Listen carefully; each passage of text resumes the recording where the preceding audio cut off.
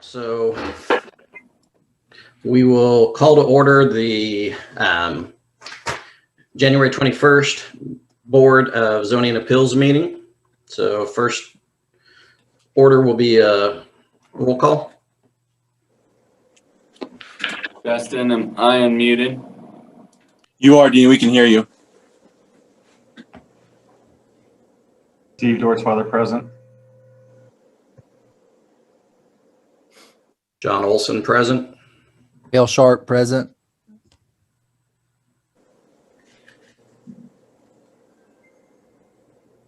Justin, if you could unmute me, I can call roll. You are muted, Dean. We can hear you.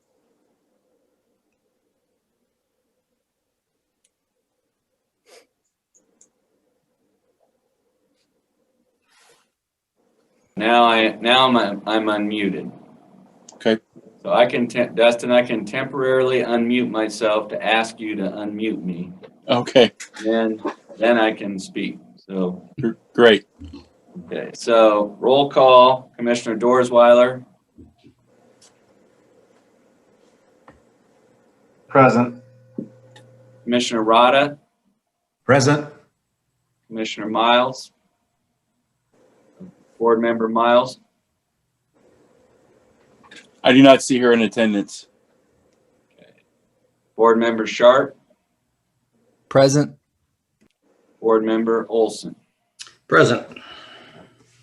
Okay, with not seeing Board Member Miles present, that gives us 4 members present at the meeting, which is a quorum, which allows us to proceed. And I can report to the chair that the requirements of the Kansas Open Meetings Act have been met, and required notice of today's meeting has been properly provided. So with a quorum and with the jurisdiction to move forward, we can now move on to consideration of the minutes. All right. So approval of the minutes from the December 17th, 2020 Board of Zoning Appeals. I move that we approve the minutes from the December meeting. I'll second that. Okay, so it has been motioned and seconded. All in favor, if you want to do a roll call.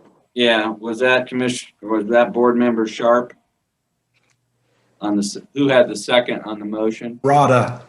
Rada? Okay. Rada. So it's been moved by Dorsweiler and seconded by Rada that we approve the minutes. So we'll take a roll call vote for the benefit of the recording secretary. Board Member Dorsweiler, Aye. Board Member Rada, Aye. Board Member Sharp, Aye. Board Member Olson. Aye. So the minutes of the December 17th, 2020 meeting have been approved. All right, with that, we're going to go on to new business, and first order of new business is 3.1, which is application V20-6 filed by Emmanuel Church requesting a variance to section 42-50 or 5174 for a sign variance. Mr. Hers will be presenting this report and moderating. So.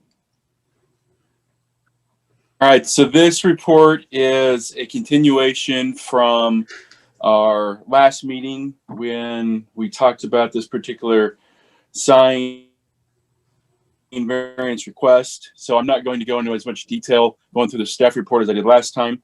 If you recall, we had a similar request from the church in 2010.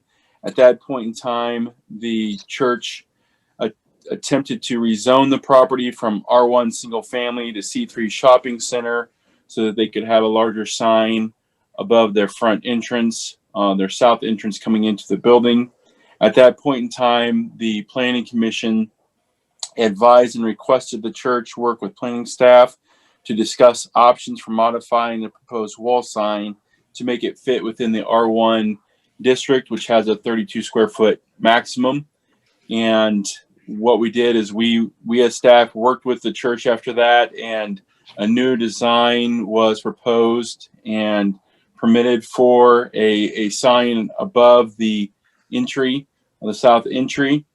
And that brings us to today. The church has been updating their sign package with new wall signs and potentially new ground sign that would match the existing ground sign in terms of size, but they are looking to have a new wall sign on the west side of their building, and that proposed wall sign would be for a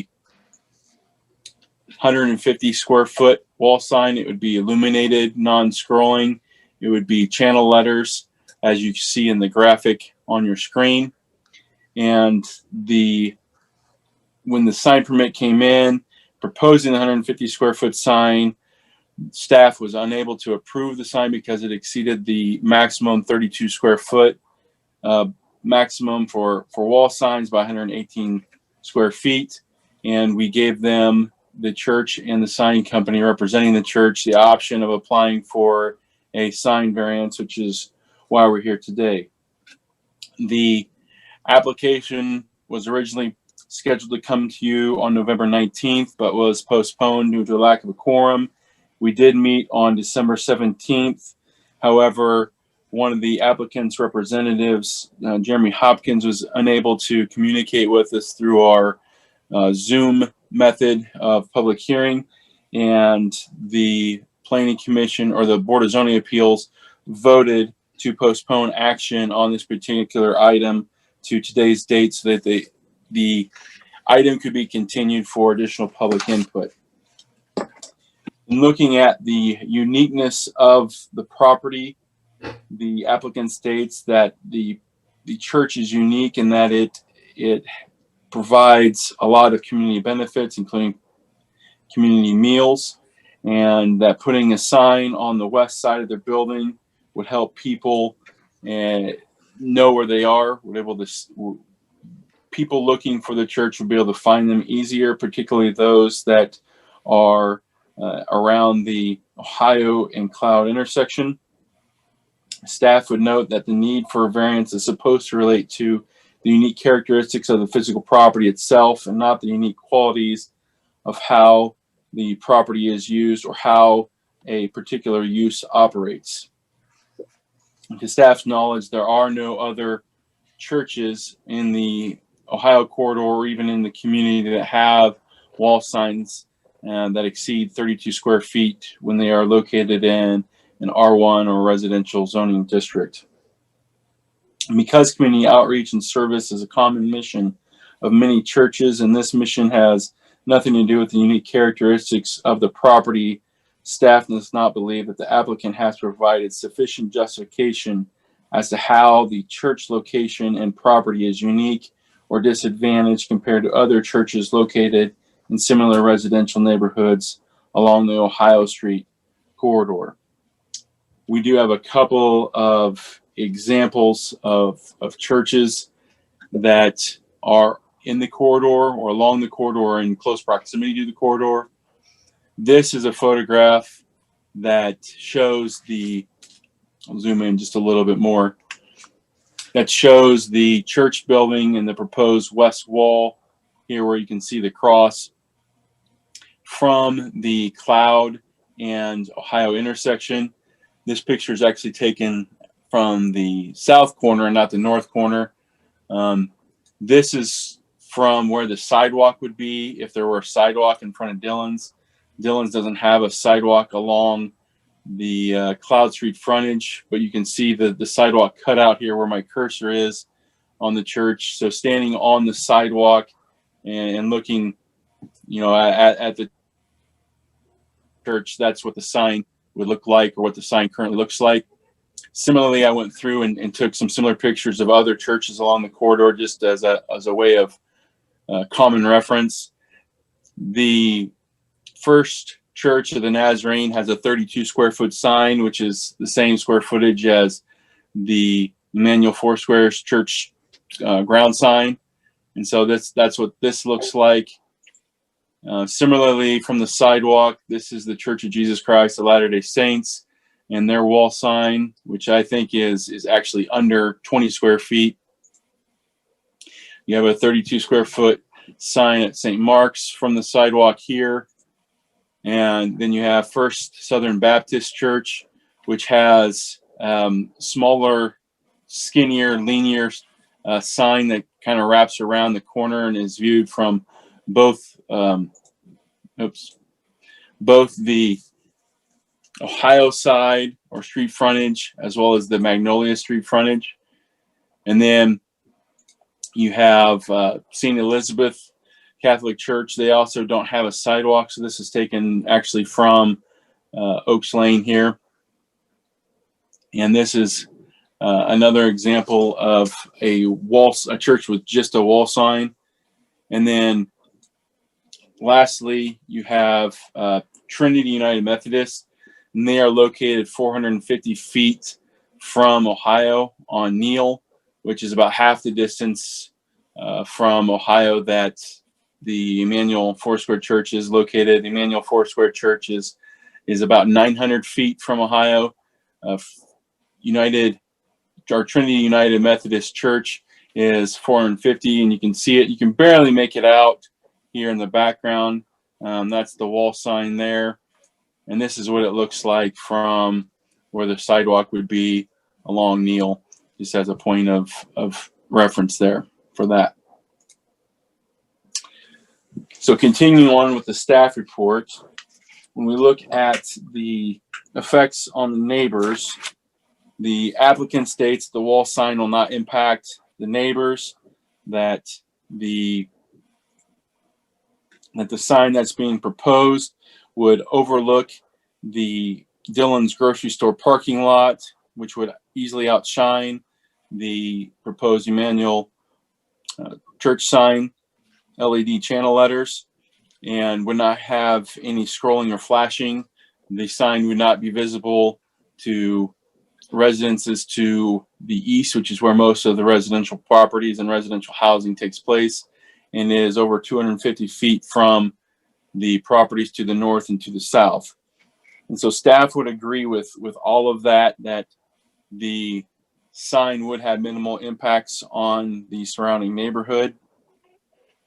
However, staff believes that approving the requested sign variance would essentially be treating the church as if it's a commercial property, which could undermine the purpose of the R1 zoning district and negatively affect the neighbors by eroding the buffering effect that the church has between the commercial properties to the west and the residential properties to the east. Staff would note that it's not uncommon for property owners to want signs that are taller or larger than the sign code allows in an effort to increase community visibility and attract more patrons. And one of the main reasons of having sign regulations is to create a level playing field. One of the biggest concerns is that the sign is 150 square feet, which is over 4 times larger than what is allowed typically in the R1 zoning district, and could undermine the even-handed application of that zoning district and set a precedent for other signs that exceed the 32 square foot maximum. As a way of comparison, we do have a spreadsheet that we created that we looked at last time. We're not going to go into great detail. I did highlight a couple of the churches that are within this corridor from basically Republic down to Belmont, and both of those are 32 square foot or less in size. We have the Church of Jesus Christ of Latter-day Saints. They have a wall sign of 16 square feet, and then we had a picture of that. And the First Church of the Nazarene has a 32 square foot ground sign, which is the same size as the Emmanuel's ground sign, which is also 32 square feet, their existing ground sign. And there's only one wall sign that matches or exceeds the square footage of the proposed Emmanuel church sign, and that's one of the Dillon's main sign, which is over 150 square feet. And by way of just getting an idea of how large a sign that is, it doesn't seem quite as large on the Dillon site because of its setback from cloud, because of the parking lot that you can see in the photograph. but 150 square feet. The Tony's Pizza Event Center sign is 144 square feet. It's a 9x16 sign.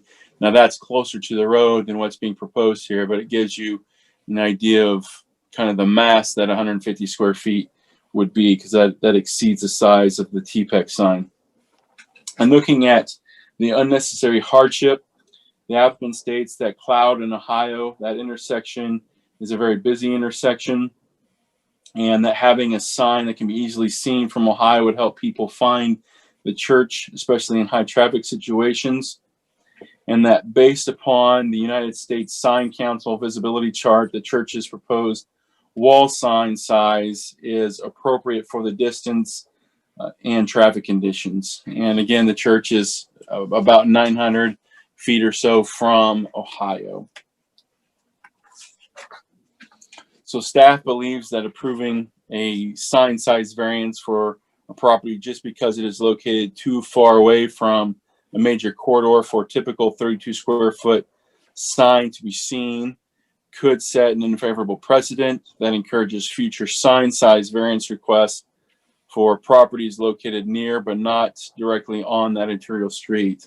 We use the example of the Trinity United Methodist Church. They are in a residential area. They are zoned R1, and they are 450 feet west of Ohio on Neal. And not that they would necessarily want a sign that's larger, but if a sign variance were approved, staff would be concerned about situations like the Trinity United Methodist Church and what a 150 square foot sign might do in a neighborhood like that that's located in close proximity to Ohio, but not actually on Ohio, and is in a residential neighborhood and is not zoned commercial. Staff also believes that Emmanuel has been in operation at this location for almost 30 years, so it's difficult to claim that not allowing the proposed 150 square foot sign would create a necessary hardship on those wanting to find the location of the church. When looking at the effect on public health, safety, and welfare, the applicant states that the proposed wall sign will not affect traffic, property values, or use of the neighboring property. Approval of the requested sign variance could undermine enforcement of sign regulations as to maximum sign size, which could be contrary to the public welfare, in staff's opinion. The general public could be adversely affected if this variance were to create a precedent for other properties located in similar distances from major arterial corridors which desire greater visibility like the church is requesting. In looking at the conformity with the general spirit and intent of the maximum size of the signs, the purpose for limiting the size and height of signs in the R1 district is to minimize the visual impact on the neighboring properties and maintain a smaller scale of development. The maximum sign size in the R1 district is limited to 32 square feet in order to allow sufficient sign area to identify the church to pedestrians and vehicles of the adjacent street while minimizing the visual impact on the adjacent properties. In the case of the regulation of signs, there's also the First Amendment and equal protection issues that come into play that don't apply to other zoning regulations. In the case of sign regulations, it is even more important to treat similar situated properties equally and even-handedly, especially religious institutions. The applicant believes that the size of their proposed wall sign stays within the general spirit of the code and conforms to the residential neighborhood because the wall sign faces west towards the large and busy commercial property that was constructed after the church was built. Staff is generally not supportive of granting sign size variances because of the concern about setting a precedent for future requests and concerns about the outbreak of sign wars where each business organization requests to have their sign taller or larger than their neighbors. Staff and previous boards and commissions have always strived to maintain a level playing field for sign sizes and sign heights. Singling one residential property out for special consideration could result in a precedent for other residential locations unless the board makes adequate findings relating to the uniqueness of the Emmanuel Church compared to other locations and the hardship that result if the R1 sign limitations were applied to Emmanuel Church and the property. So on page 10 of the report, we have a summary of our suggested findings that staff has come up with. We also have a number of alternatives for the board. The board could approve this requested wall sign variance with or without conditions if the required findings of fact can be made. The board could approve a lesser sign size variance than what is requested. The board could postpone consideration if additional information is needed, or the board could deny the applicant's request if the necessary findings of fact cannot be made. To reiterate, in our opinion in our recommendation for this particular case, staff is concerned that the approval of the sign variance could set a precedent for other properties near but not directly on arterial corridors unless clear findings of uniqueness and hardship can be made in this case. Staff is unable to support approval of the variance application and would recommend the alternative number 4 listed on the top of page 12. If the board wishes to approve the application under either alternative 1 or alternative 2, staff would need to work with the board to develop alternative findings in support of granting relief from the strict application of the R1 sign regulations to the church property. So with that, staff will take any questions that we may have. And I know we went through a few graphics, but not all of them. So if there's any desire to see any of the graphics that are in your packet or that we looked at last time, and you want to look at them again, we can certainly go through those. Okay. So any questions for staff from board?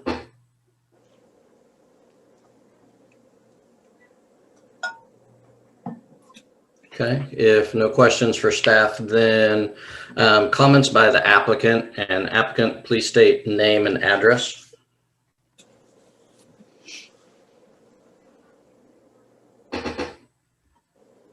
My name is Jeremy Hopkins, and I am with Trimark Signs, and I'd like to speak if I could. Okay. You guys ready for me? Yep, go ahead. Okay, and everybody can hear me this time? I can right now, yes. Okay. Well, in response, Dustin did a great job with what he did. I have a different opinion on some of it. Uniqueness to the property. My thoughts were most churches aren't zoned, most churches are zoned residential for good reason. It protects the residents of the area from commercial activity. And while this church has residential adjacent to the north, south, and east sides of the structure, the west faces a commercial retail property. And from my experience with zoning regulations, whether or not it's been in Salina, and I have come before this board before, but it's been, I think, 2014, and then also in Wichita, that to me is the definition of unique. Churches in residential areas, I understand why we want to limit everything. In this particular case, this church on one side of the building has a commercial property that is huge between it. So that to me makes it unique. In response to adverse effects on neighbors, as Dustin stated, it doesn't have any adverse effects on the neighbors, so I'll move past that. The hardship side of it that Dustin had addressed. Once again, most churches are found in residential areas surrounded by housing and are easily recognizable by shape and size and a cornerstone to the area. I think we could all agree on that. You see a church in a neighborhood, you know it's a church. At least I do for the most part, okay? But with the west side of this church blocked by a large commercial property, it could be argued that a hardship exists for the church. People approaching from the west side of the property aren't approaching from an R1 zoned area, so they're not coming from residential. Therefore, the proposed sign was designed to make the property more recognizable from the west view. That's simply why we want the bigger sign, so it's more recognizable from the west view. It doesn't get lost in the Dillons. Then on effects on public health, safety, and welfare, adverse effects on public safety and welfare, Dustin had said there aren't any. and I'll address on the next part. So 0 effects for health, safety, and welfare. But back to general spirit and intent. I think from my experience, once again, this is where, take it for what it's worth. I'm presenting this to the BZA as I see it. I understand and respect the zoning regulations and why they exist. I've been in the sign industry for 30 years, so I get why we have them and I respect them. And Lord, I am really glad we do have them, because otherwise, unchecked, it could be an ugly deal. But there are instances in which the design regulations can be altered on a case-by-case basis. And as a citizen of Saline County, I believe this particular request falls under that criteria. If it doesn't hurt the community, the residents of the area, the adjacent properties, or the intent of the law. If the only argument against granting this request or potentially creating an unlevel playing field or new precedent for other churches moving forward on what's allowed in R1 areas, which I agree with Dustin, my rebuttal is as follows. A, if in the future another church was faced with the same unique situation, meaning they were in an R1 zoned area, but all of a sudden a huge commercial property planted themselves between them and a major visible area, I would hope that I would be on board for allowing the request, because I think that's a unique situation. I can't think of another one like it. And then the second part of that would be, I don't believe a new precedent can be set from this situation since it's unique in nature. I don't think that happens very often, at least once again, not to my knowledge. A church zoned in R1 with residential property adjacent on 3 of the 4 sides, but a commercial property on the 4th. And the board exists for, as Dustin was talking about precedent, that he doesn't want to set precedent. The board exists so that we don't have new precedent. If you guys deem that this isn't a unique situation, and Dustin did a good job with those photos that he showed and everything, but the photos that he took of the existing signs, most of them, if not all of them, were from Ohio. Emmanuel isn't on Ohio, so I don't know that that's a fair comparison. But regardless, once again, that's why I think if it doesn't hurt anybody, it's certainly not going to hurt the residents. I don't believe it's setting a new precedent, because if it did, the board would shut it down. So anyways, in closing, thank you for postponing from last month. I apologize for the technical difficulties that I have, and the church and myself, I thank you. And I think Deb has some things that she'd like to say, but I'm done unless somebody has questions for me. All right, well, thank you, and we're glad that we were able to hear your remarks this time clearly. So any questions for the applicant from board? Now, is Deb part of the applicant also? Yes. Okay, any comments, Deb? Well, again, thank you guys for meeting again. And I have to say that the last meeting was a learning moment for me, because I realized that I actually did not answer that first question correctly. And in hearing what the staff was thinking, what Dustin was thinking, I had to rethink that whole uniqueness question. And as I thought about it, I had some thoughts that I wanted to share with you. And it was that Emmanuel, by Dustin's words, he said that we were approved in I think it was 91, to act as a transition buffer. And it was we were intended to be a buffer between a future commercially zoned property and residential property. I think that makes us very unique. I didn't see in any of those pictures that were compared that there was any church that kind of seemed like us, where there was a large commercial property next to us. And the fact that they were all on Ohio, a busy thoroughfare, busy street. So I just thought that makes us unique in that comparison. There wasn't a comparison. We are alone that I could see in the sign study. And what I could see, and I don't know what the Ohio Street corridor is, but again, we looked like we were the only ones. So to me, that makes us unique.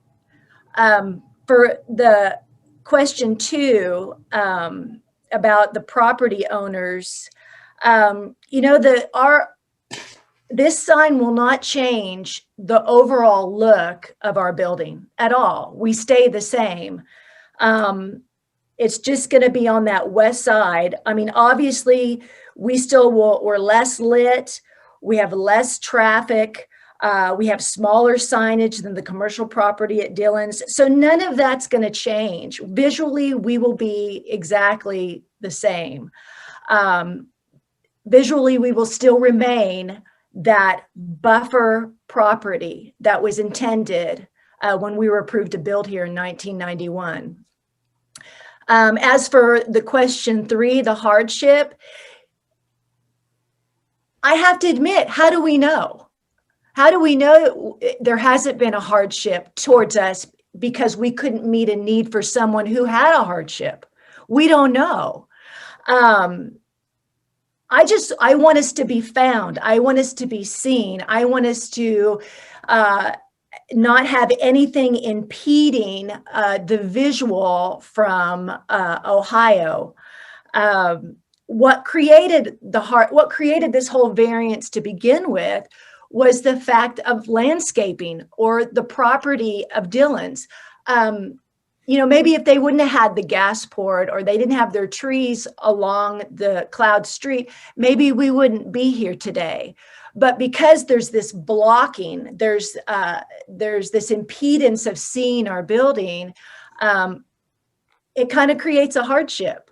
And again, I cite, how do I know there hasn't been a hardship for someone who was in need that truly had a hardship? So that would be my rebuttal for that question. For question D, the effect of the public health and safety, I have to just say the size will not affect the general welfare of the people, because honestly, Salina residents do not know or possibly care about the difference between what's commercial property and what's R1. All they want is to be able to find what they're looking for, have it meet their need. Is it accessible? That's what they're looking for. And just having a larger sign just on the west side, not on the south side, not anything flashing, not anything fancy or weird. It's just going to be on that west side to help people see us through all the Dillon's lighting and landscaping and whatnot. So I just want us to be easy to find. And then for question E, the general spirit, I feel like we've already established that there's no visual, it's not going to be any impact on the adjacent properties. It's not going to negatively affect any neighbors. It's keeping in, I would hope that our property still keeps in the laws of the city of Salina, being tasteful, pleasant. We're only asking for one sign change, and that's it. And I wanted to point out too the thought of the sign wars. That wording was used at the last meeting. I don't know, Dustin, if you used it in this meeting, but I had a couple pastors that were very supportive in us getting the sign. That there is, I just want to convey that there is no, and we don't want there to be any kind of building war among churches. And so I had two pastors that were very kind, and they said, Deb, I'll write a letter of support that you can read. So I just have two real quick. One was from the pastor at Covenant, and he said, I hope you find favor with the city on this variance. I have no concerns about the size of signage that your church displays. I hope you are able to display signs which effectively identify your church to the community. And then the second email was from Jeff Peebo from Revolution. And he said this, I'm writing to support Emmanuel Church in their effort to obtain permission in placing a larger outdoor sign. I understand that there are usually restrictions on signage in residential areas. There may also be concern about other churches would feel that Emmanuel was receiving special favor. But here at Revolution Church, we wouldn't feel like Emmanuel is receiving any special favors. I fully support their bid for a new and larger sign. I do understand the city's desire to prevent large, bright, flashing lights from being inside neighborhoods. But given Emmanuel's proximity to the New Dillons, I can't imagine it an issue. I live just off the corner of Cloud and Ohio, and Emmanuel's signage and lighting are minuscule compared to Dillon's right next door. As someone who lives fairly close by and a pastor of another church, please accept my positive response in support of Emmanuel's request. So I would hope that our sign would not upset, again, the general spirit of the area. And certainly I have proof that it's not going to upset pastors. And I had a couple other who didn't get me an email in time. But so in closing, I just hope that you consider everything that we've said. Again, I feel like we are unique in the fact that we were okay to build here because the city was wanting to use us as a buffer between commercial property and residential. And again, I haven't seen where that was indicated anywhere on the information given to us. And so thank you, everybody. I appreciate it very much. All right, thank you for your comments. Any questions for the applicants from board?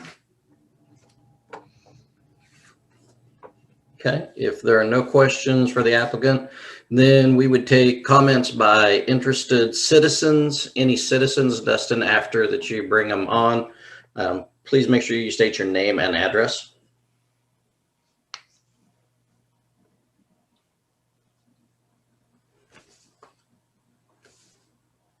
I'm not seeing anybody raise their hand, their virtual hand or their actual hand. Okay. We can give it a moment here to see if there's anybody interested in speaking. Yeah, it's good. Dustin, I Yes. just add for the benefit of board members, just in so you understand the chain of events or timing. The property at the northwest corner of Clouden, Ohio was platted and it was zoned shopping center in 1980. And so the property was already zoned C3 for a shopping center when Emmanuel Foursquare bought lot 2 and built their church there. That lot was zoned residential. And then the property directly to the east on Austin Circle, that was developed in 1993. So when the Emmanuel Church was built in 1990, there was essentially nothing east of Cloud. However, the development of C3 Shopping Center at the corner was not anything that was new or changed. It was in place dating back from 1980. Thank you. Well, since it doesn't appear like we have any citizens that have spoke up, we're closing the public comment section of this, taking it now to discussion between the board. You know, and I appreciate Jeremy and Deborah, everything that you have said, going back through and looking at this. I would look at it that I don't think that you meet the uniqueness and unnecessary hardship requirements within this. The lot is R1, knew it was R1 when we went into it. Yes, there is a large commercial property to the east of it, but the sign variance within an R1, I think it does set an unnecessary precedent, and I would not be in favor of it. But any other comments from board? I just wanted to say that I think that the staff did an excellent job of outlining this, as well as with coming up with their findings. Okay. Any other comments from board? Okay. Do we have a motion one way or the other? I'll make a motion that the board deny the applicant's request. Okay. I will second it. So we have a motion and it has been seconded. We need a roll call.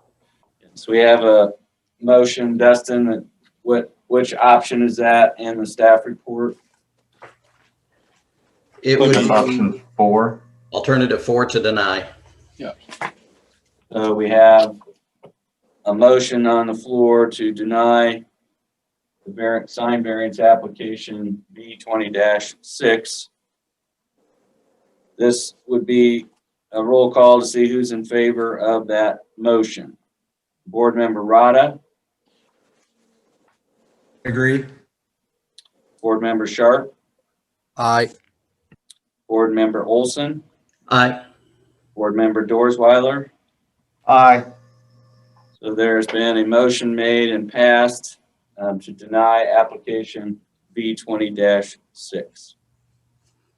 I'd like to thank everybody on that application. We now move to 3.2, which is application V20-9, filed by Bill Winson, requesting a front yard setback variance of 21 feet. Is the applicant Dustin, can you tell whether the applicant is present? It does not appear that he is. I'm not sure if he has a representative here on his behalf or not. If so, they should speak up just so that we can identify them. So Allison, is Allison unmuted? She is not. She's I not. am now. Can you hear me? No, she is now. Allison, Yes. I'm going to have you contact Mr. Swenson and explain where we're at. Okay. And in the meantime, I'm going to ask the chair and members of the board if they'd like to skip over item 3.2 and go to item 3.3 while we contact Mr. Swenson, because we did have some concerns about Mr. Swenson's ability to participate in a Zoom meeting. So we're going to have Allison reach out to him, and with the chair's permission, we would move on to item 3.3. Yep, I would agree. We move on to 3.3, which is application V20-10. On behalf of Chick-fil-A, looking for setback variance of 62 feet. Okay. So this application is a front yard setback request, and it deals with a 80-foot building line that is in existence in front of the Central Mall. And the Central Mall dates back to the early and mid 1980s. And there are outlots along 9th Street, 7 retail outlets, 6 of those are developed. And in 2016, there was an application requesting approval of a final development plan for tract 11. And Dustin has the aerial photo up on the screen. And that is a site plan for a new Chick-fil-A restaurant with a drive-up window and ordering stations. That lot is directly north of Chili's. And the plan presented to the Planning Commission was for a 4,971 square foot restaurant building. There's seating for 136 people indoors and outdoor seating for an additional 36 people. The restaurant's not currently open for indoor dining. The building is oriented in a west to east fashion with the main building entrance facing north towards the parking lot. There's a secondary building entrance facing west towards 9th Street. There's a drive-through window on the south side of the building, and the vehicle stacking area is on the west and south side of the building. So for our discussions, for zoning ordinance purposes, the west side is considered the primary front yard for setback purposes. And the building is set back 80 feet from South 9th Street. And this is in alignment with the other buildings on those outlots if you've driven in the area. And so the Planning Commission approved a plan in 2016. Building permit was issued in the summer of that year, and in February 2017, the building was occupied and has been operating since that time. We would point out that in 2017, October, the Planning Commission presented Chick-fil-A with a landscaping award for their attractive site landscaping. So the Central Mall is somewhat unique. It has this 80-foot building line along 9th Street. And Chick-fil-A is proposing to put weather-protected canopies over the ordering stations, 24 by 52 in dimensions, and a 9 by 60-foot canopy over the pickup window on the south side. As proposed, the canopies would only be 18 feet from the front property line. And so a front yard setback variance must be approved to allow a building permit to be issued for a stage structure in the proposed location. So Kat Alvarez, on behalf of Essentia Architecture, has filed this request on behalf of Chick-fil-A restaurants, and it was scheduled for a hearing today. And the request is to allow construction of a metal canopy shade structure over the existing drive-up window ordering stations in front of the building. So Dustin, I think we have a few photographs in the packet that showed the front ordering stations.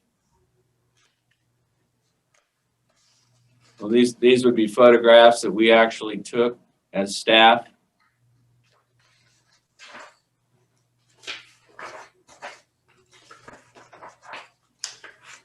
I'm not sure I have those available, Dean. I'll check here in a moment. They're in the packet, but you're saying they're not in the presentation? Yeah, I don't think I got those moved over. Okay. So board members have some photographs in their packet that show what the appearance of these ordering stations look like. So all of the surrounding property, north, south, east, and west, is commercial property and zone commercial. And as we discussed, the need for a setback variance is supposed to be related to unique characteristics that relate specifically to the property and were not created by the actions of the property owner themselves. The applicant points out that the 80-foot building line at Central Mall is unique and more restrictive than setback requirements on other commercial properties. We would agree that 80-foot is more restrictive than the 25-foot standard building setback generally applicable to commercial properties, and it's unique to Central Mall. The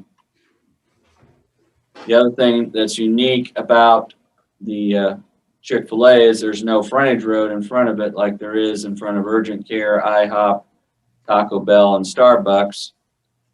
And so a third thing that is unique is the right-of-way portion for 9th Street is much wider than most arterial streets. So, for instance, on Ohio Street, the typical right-of-way width behind the curb is 23 feet of green space. In this particular location, there's 63 feet of green space from South 9th Street curb line to the property line.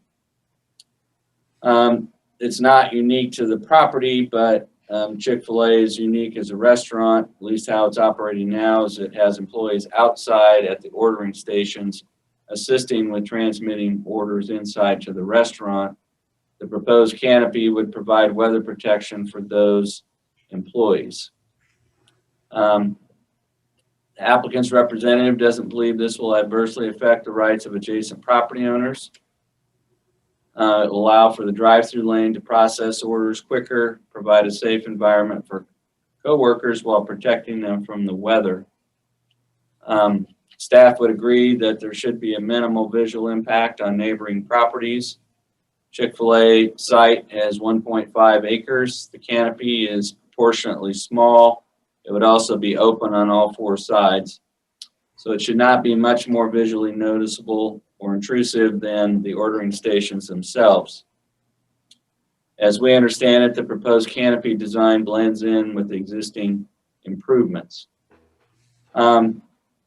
As far as hardship, Chick-fil-A has indicated that at their other locations that they have noticed an improvement in traffic flow and reduction of backups when the canopies are installed. Staff would request that the applicant provide additional information about installation of canopies and how that has helped reduce traffic backups at other locations, and the hardship that would result if the 80-foot building setback were strictly applied at this particular location. We don't believe that the canopy will have any impact on public health, safety, and welfare. And again, we look at conformity with the spirit and intent of the ordinance. The applicant's representative states that canopies are designed to blend in with the surrounding shopping center, that the finished materials will match the existing Chick-fil-A building and will provide a fresh new look for this property and help traffic congestion. So the purpose in this case of the front yard setback requirement is to maintain visibility and sight distances on circulation drives and at intersections, and to provide a buffer area for green space and landscaping between the buildings and adjacent streets. This canopy will be open on all four sides, so there's not going to be an obstruction for pedestrians or motorists. And it will be placed over existing drive aisle, so it's not going to have any effect on front yard green space. So from what we could tell from our research is the 80-foot building setback line was put there to ensure that there was enough space for a frontage road along South 9th Street and to maintain a uniform building setback so that one building would not block the visibility of other businesses in front of the mall. Since there's no frontage road in front of Chick-fil-A and the ordering station is open on all four sides, we don't see it impacting any visibility. We have determined there's no setback variance required for the south canopy, so we're only talking about the canopy that would be over the front two ordering stations. As far as your alternatives, you can approve a front yard setback variance for the Chick-fil-A ordering station canopy as requested, with or without conditions. You can postpone consideration if additional information from the applicant or staff is needed to make a decision. Or you could deny Chick-fil-A's variance request if you think the required findings of fact cannot be made. So at this point, if the board finds that the applicant has provided sufficient information explaining how construction of the shade structure in the proposed location will improve customer traffic flow and reduce traffic backups, and the board wishes to approve this request, then we would recommend the following condition of approval, and that would be the construction of the canopies conform to the site plan and elevation drawings as submitted to and approved by the board. So with that, staff would be open to any questions. I don't know. So the graphics that you have, can you put those back up for the benefit of the board, Dustin? Okay. Any questions for staff from the board?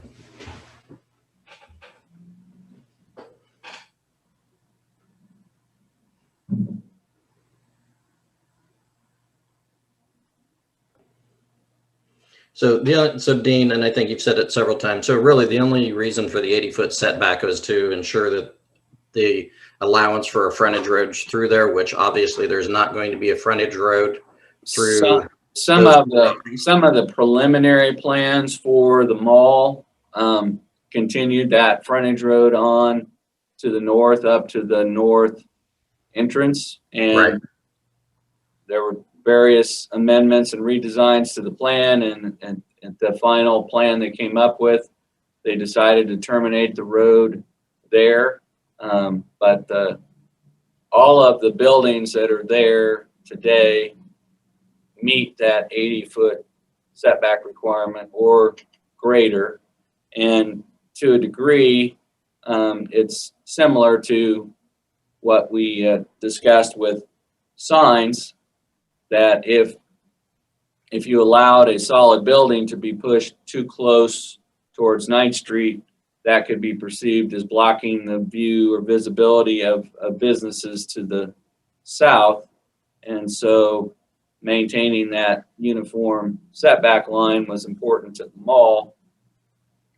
The other aspect is that, of course, we're talking about open canopies, so the canopy is not really going to obstruct visibility or sight lines that much. Okay. Any other questions for staff? If not, then comments by the applicant. And again, please state name and address. Hi, members of the board. My name is Frank Ganoon, and I work with Essentia Architecture, and I'm one of the project managers for the Chick-fil-A program here across the United States. With me, I have Kat Alvarez. She's our team member that helps put the applications together and so forth to get approvals done on these projects, whether it's property approval or with zoning boards such as yourselves. I also have Jade Mendoza, who is a project architect that leads the team that does the design work for these canopies. We're here before you on Chick-fil-A's behalf to ask approval for this canopy. Our number one concern, or Chick-fil-A's number one concern, is the employee health benefits. With the COVID-19 issue going on across the U.S., we don't know how long that's going to last. The restaurant is closed for business in the dining area, but does do about 80 to 85% of their business through the drive-through area now. And if you can imagine, the certain locations get a lot of traffic built up around them, and it's very difficult to keep an employee out there when it's raining, snowing, or it's a hot sunny day that's very muggy and so forth. So the benefit of these canopies are they're outfitted with heaters and fans. They provide shade, for those weather elements. And then also what that does in turn is it allows that employee that's out there taking those orders from all those cars coming through there to do a longer shift at that canopy. So we purposely designed those canopies to be in this kind of a situation, in this position at the very beginning of the drive-through area, because what that allows is the order gets taken through a speed tablet, an iPad, and then it gets pushed through to the kitchen. And the idea is to have, before that car can get up and turn that corner, that those orders are ready. And so what the benefit of the other canopy as well is it's the same situation where Chick-fil-A is going to have 2 to 3 employees outside of that window. And with the smart tablets, the money and everything is already, the meal is already paid for. So in essence, they're pushing cars through as fast as they can, delivering the meal with a couple of more employees out by the pickup window, and it just pushes those cars right away, all the way through there. So that does diminish a lot of the traffic issues that happen in across a lot of these sites. The other nice thing about the canopies is that Chick-fil-A is not cheap. They're spending a lot of money on these. These are very expensive, and we have powder coat paint finishes on them. In some cases, we've even dressed them up a little bit more to add stone veneer look to them, or a brick veneer finish if it's required. Here we felt that this area, we wanted to really not draw too much attention to the canopy, wanted to go real slimline with it, with the slim columns. And again, those will have a powder coat paint finish on them. They are equipped with lights that are LED, and the heaters are operated by a switch. They can be turned on or off, so electricity for the lights and the heat, and even the fans, isn't wasted when they're not in use. Other than that, I really don't have a lot to comment other than to thank you guys for hearing our case. We do have Mr. Hubbard, who is the owner and operator of Chick-fil-A. He's here, and I don't know if he'd want to say a few more things about this canopy. Sure. Thank you. Thank you, Frank, and thank you to everyone else for their time. Frank hit most of the key points, but it really is about them to be out there longer in a more comfortable environment, which saves us from rotating team members in and out, and again allows us to get more cars through that drive-through. As he stated, with COVID, we're actually seeing some growth, but as we grow, we're again pushing more and more cars through one channel, being the drive-through. And we do, if you've been there through our peak times, you see past our dumpster area and into the mall parking lot. And I know we're trying to avoid that. So I think these canopies will just allow us, again, to speed up our process. The canopy on the north or south side will allow us to start actually running food to the cars, which just, again, enhances that process. So it really is a twofold benefit, not only for the team members themselves, but also operationally for allowing us to ensure that we are maximizing the throughput. And I'm estimating probably a 25 to 30% increase in some of the peak hours of number of cars that we could get through with these canopies. So hopefully it'll help us continue to be good neighbors to those around us. Also, if I may address, I thought I heard a comment about providing a little bit more proof of how these canopies work.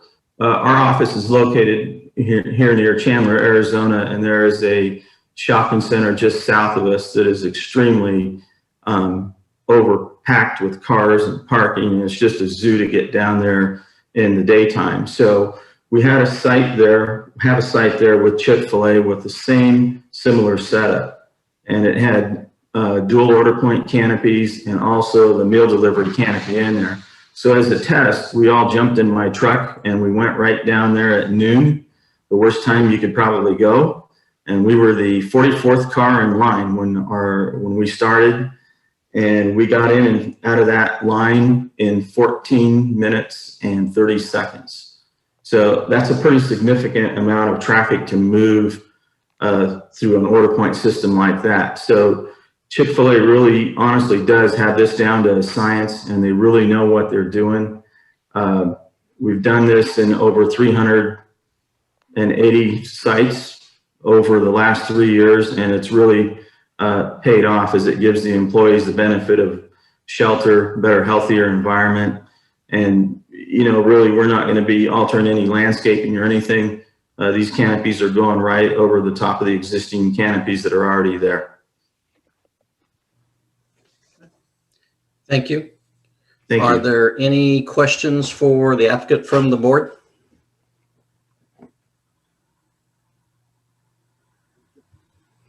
Okay, if there's no questions for the applicants, I would take it to comments by interested citizens.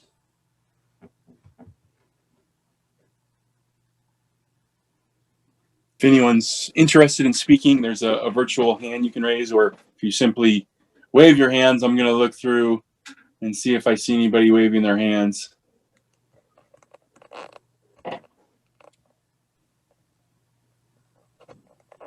I don't see anybody, Mr. Chair, raising their hands, so Okay.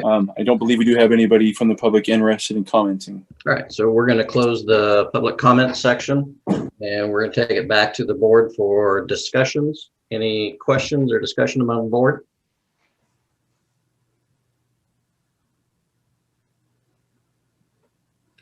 For looking at the drawings that were provided, they look like they're going to be very efficient. I mean, I'm glad that it's doing a service for the employees also, in the fact that instead of having him stand outside in the rain, in the cold, you've got the heaters. In the wintertime here in Kansas, you're going to have fans. In the summertime, we do get hot, not as hot as Arizona, obviously, but it is definitely a benefit, and those do look very nice. I think that, from the pictures that we've seen, I think it'll fit in well.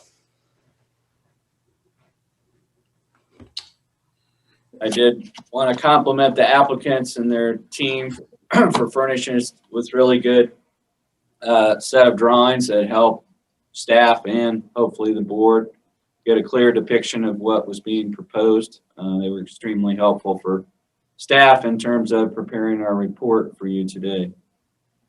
Thank you guys very much. Thank you.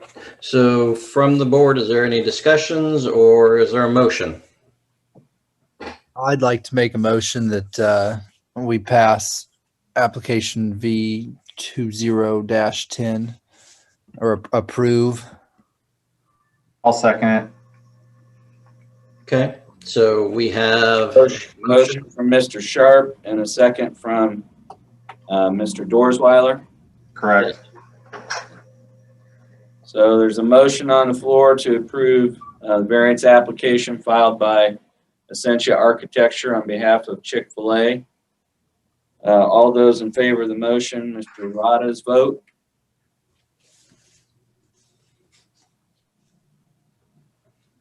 Rick, I believe you were muted there. If you want to try that again. Mr. Rada, are you in favor of the motion?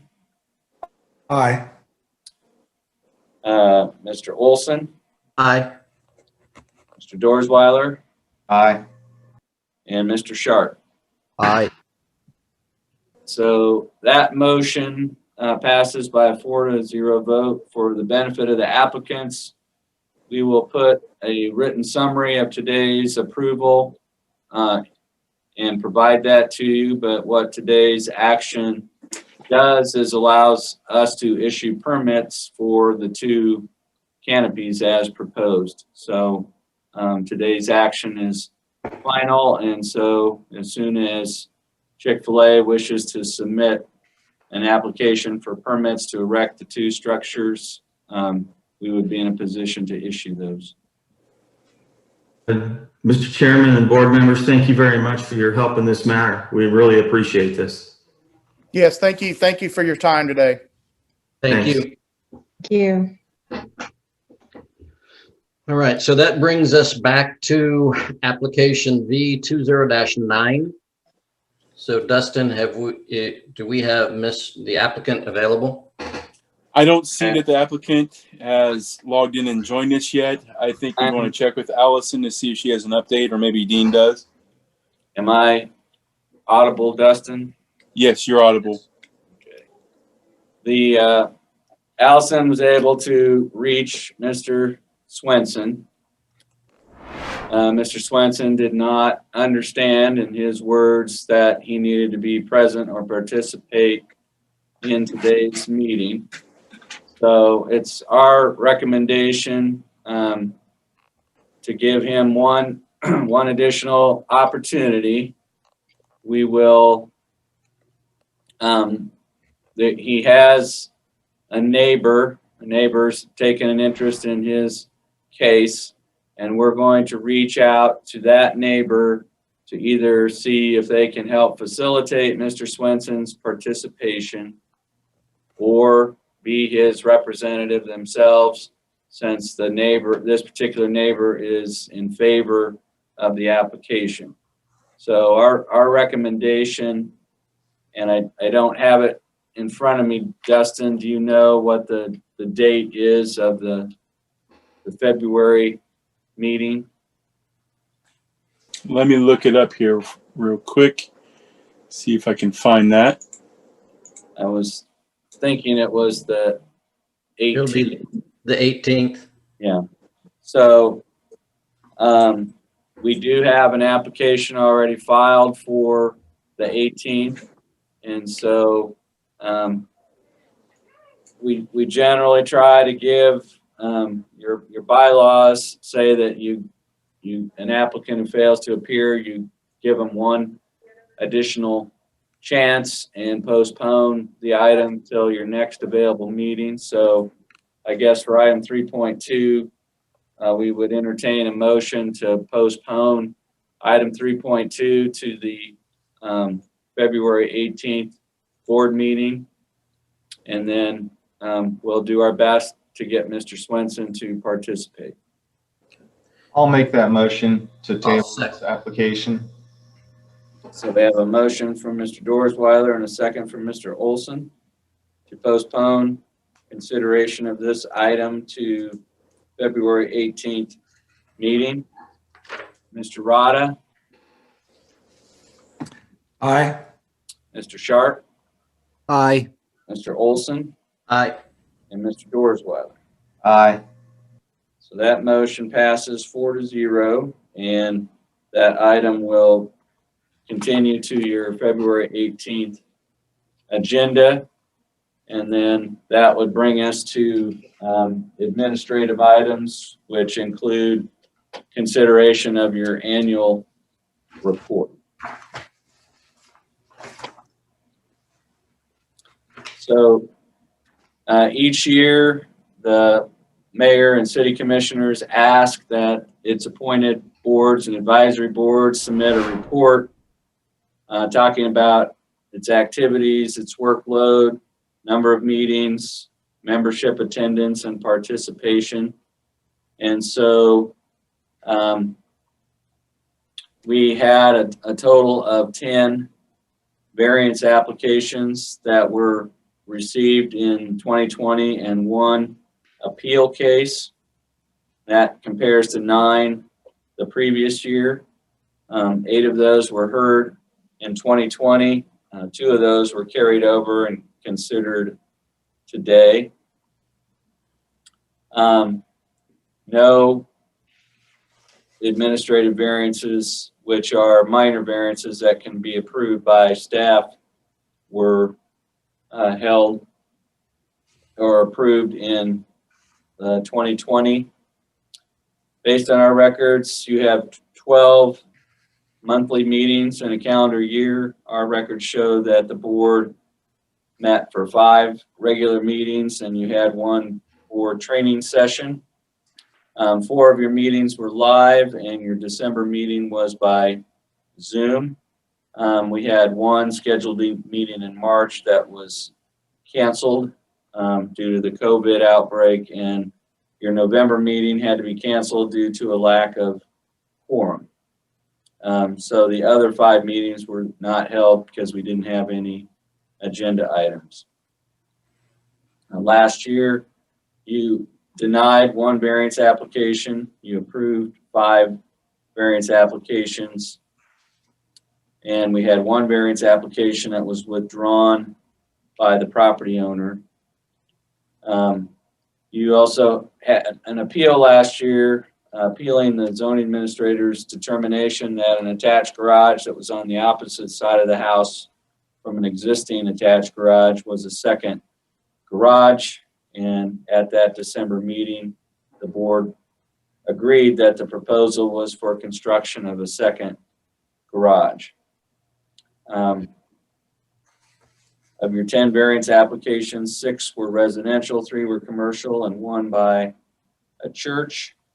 And so what we would ask you especially to do would be to look at the attendance record, and also to look at Exhibit B, which is the membership roster.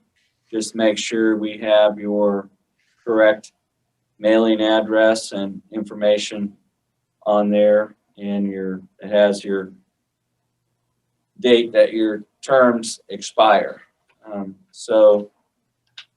That's kind of a summary of our activities. We had 5 meetings, and we acted on or voted on 6 variance cases and 1 appeal. And each of the items today was filed in 2020, but was not acted on until 2021. So if you have any comments or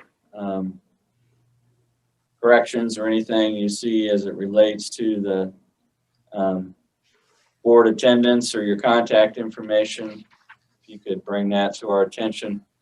Otherwise, we would just accept a motion to forward this report onto the City Commission as a summary of your activities in 2020. I'll make the motion that we forward this report on to the city commissioners. I second that. So that was Dorsweiler and Sharp. Yep. Yes. We have a motion to forward the report on to city commissioners. Mr. Rada, Aye. Mr. Olson, Aye. Mr. Sharp, Aye. Mr. Dorsweiler. Aye. Okay, so we've taken care of review and acting on the annual report. And Dustin, I would defer to you to see if there's anybody still in the meeting that wants to speak at a public forum. It does not appear that we have anybody, but we can give it a minute or so just to see if if anybody is interested in speaking here. Do we have any unfinished business or other business? The only other business that I can tell you is looks like we'll be Zooming for the foreseeable future. It also looks like we're not going to be giving you any breaks because we have an application file for February. We have Mr. Swenson's carried over, and we have 2 active applications that we're working on that we would anticipate being on your March agenda and possibly a 3rd. We are foreseeing holding meetings for the next 2 months. So you're not going to get any months off. It doesn't look like we have anybody from the public interested in speaking. All right, so we'll close the public forum. And So I I'll guess my make, only comment overall would be is I mean, I think that these have gone fairly well. Don't know if anybody else has any comments on anything that we could do to make them a little bit better. We see a lot more people, at least for public comment on these than we have in the planning and zoning meetings. So It has been kind of interesting that both the previous Board of Zoning Appeals meeting and Mr. Olson's participated in both, but I've tried to assure planning commissioners that those who do want to participate and join, it's been fairly easy as demonstrated by the Board of Zoning Appeals. It's just that we haven't had people joining planning commission meetings at the level we have the Board of Zoning Appeals. The only thing I would also reiterate is if board members think that a packet might be too detailed or thick, and the fact that we used to bring printed out packets for your use at live meetings, if you do feel like you would like to have a physical packet mailed to you, so you have it available at your place and you don't have to print it out, especially if it's a real thick one, let us know and we can get those mailed out. So I think Mr. Olson got a packet mailed to him, correct? I did, and I did get it. And what I would tell you is I don't necessarily need it mailed to me. If I could swing by and pick it up, I'd be more than happy to do that than having you guys mail it to me. All right, we will think about that as well. But any other board member, if it works better for you to be at a meeting and have that physical packet to refer to, and you don't want to print out 100 pages at home, let us know, and we can either arrange to have it out for you to swing by and pick up or to mail to you. Because we do want you to have the information in front of you. I guess the only other question would be as to graphics. Are those participating in Zoom? Are you able to see the graphics that Dustin's putting up pretty well? Yeah. yes. Yeah, it works great. Okay, so when he has an aerial photo or something, you can see it just fine. Well, that's probably the only other business or unfinished business that we have. Okay. Do we have a motion for adjournment? I'll make the motion we adjourn the meeting. I'll second that. Second. Is that Dorsweiler and Sharp again? Yes. Yes. We have a motion from Mr. Dorsweiler, a second, Mr. Sharp to adjourn. Those in favor, Mr. Rada, Aye. Mr. Olson, Aye. Mr. Sharp, Aye. and Mr. Dorsweiler. Aye. All right, we are officially adjourned. Have All a right. good evening. Dean, I do have a question for you before you cut me off completely. Yeah. I mean, outside of the meeting. Do I need to come down and sign any of these? The only thing that we would have for you is we'd have some sets of minutes, Okay. and I actually sign the letters for the variances and things that go out, but the minutes of the meeting, the chair signs. So if we had a time where we were gonna get a packet put together for you to come pick up or something, we could lay out those minutes for you to sign when you were down here. Okay. Because I've had Chair Linkowitz come down here and sign a couple things for Planning Commission, but since we're not meeting physically, we got a little bit of a backlog of minutes that need signing. So we've got them here, and so if you're able to swing down, we would hand you a packet and get your signature on these sets of minutes. Okay. I'll plan on doing that then before our next meeting. All right. Thanks, everybody. Thanks, Dustin. Thank you.